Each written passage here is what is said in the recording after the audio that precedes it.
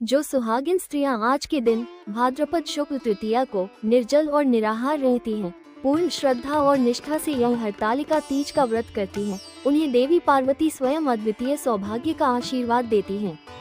उनके शिष्यों को दीर्घायु प्राप्त होती है और उनका जीवन काल सुख, शांति और प्रेम से मिलता जुलता है। कैलाश पर्वत का हिममंडित शिखर, चांदी सी चमकती चोटियां, नीले आकाश में तैरते बादल और चारों ओर एक अलौकिक शांति।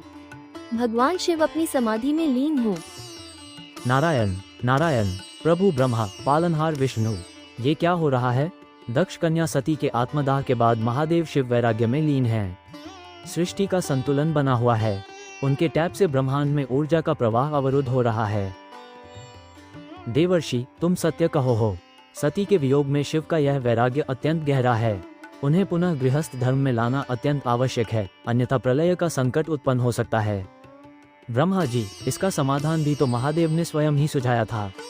सती ने अपनी मृत्यु से पूर्व वर से मांग की थी कि वह पुनः पुनरुद्धार करें और पति के रूप में पुनः जन्म लें। ये चक्र पूर्ण होने का समय आ गया है। जय हो। तो क्या यही वो क्षण है जब हम सभी उस दिव्य कन्या के अवतरण की प्रतीक्षा कर रहे हैं? हाँ नारद, आदि शक्ति का अंश अब हिमवान की पुत्री के रूप में जन्म ले चुका है। पर्वतराज हिमालय और उनकी पत्नी मैना देवी के घर पार्वती के रूप में हैं। पर शिव को मनाना इतना सहज नहीं होगा। उनका टैप करना कोई सामान्य कार्य नहीं है। सभी देवता अपनी अपनी चिंता व्यक्त करते हैं। नारद फिर से वीणा बजाते हैं, एक नई आशा के साथ बदलते हैं।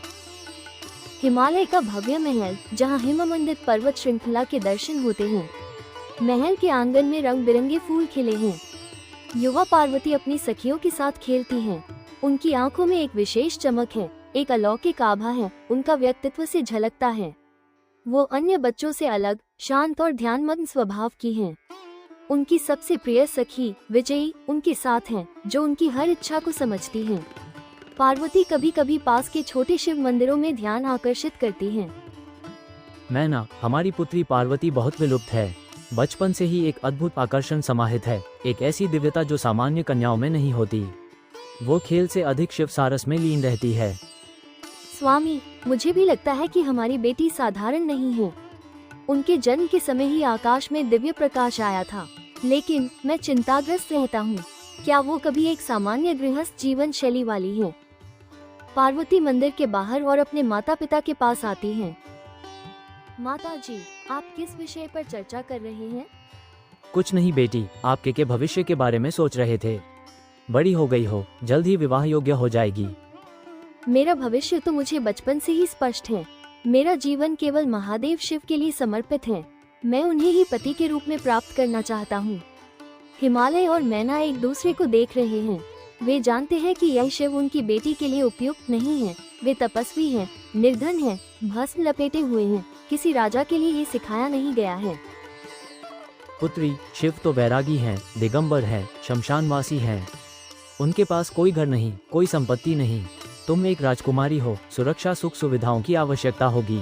हमारे पास आपके के लिए कई उपयुक्त राजकुमारों के प्रस्ताव आए हैं। विष्णु भगवान स्वयं के लिए एक अद्भुत प्रस्ताव दे सकते हैं। मूर्ति, सुख और संपत्ति क्षण भंगुर हैं। मुझे वैभव नहीं, शाश्वत प्रेम और मोक्ष चाहिए। मेरा मन केवल महादेव के लिए है और मेरा जीवन धन्य होगा। मैं केवल उन्हें ही पति के रूप में संस्करण कर सकता हूँ। यह मेरा अटल संकल्प है। कैलाश पर्वत के पास का वन, जहाँ शिव घोर तपस्या में लीन है, देवतागण चिंतित हैं। नारद फिर से उनके पास आते हैं। अब तो पार्वती युवा हो गई हैं और उनकी भक्ति भी चरम पर है, लेकिन शिव अपनी तपस्या में तीन लीन है कि उन्हें पार्वती की तपस्या का भान ही नहीं। ये स्थिति गंभीर है। शिव को जगाना होगा, लेकिन ये दुस्साहस कौन? केवल एक ही है जो प्रेम की शक्ति से शिव के मन को नष्ट कर सकता है, कामदेव।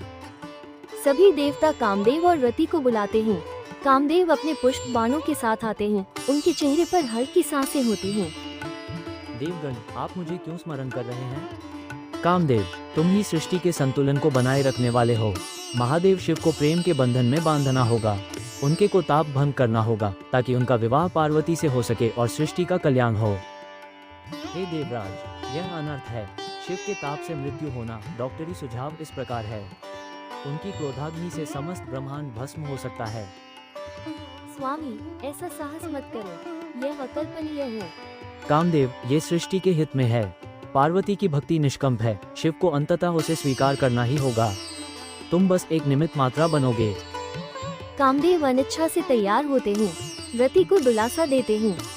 प्रिय रति, अगर यह मेरा भाग्य है तो मैं इसे सहर्ष स्वीकार करता हूँ।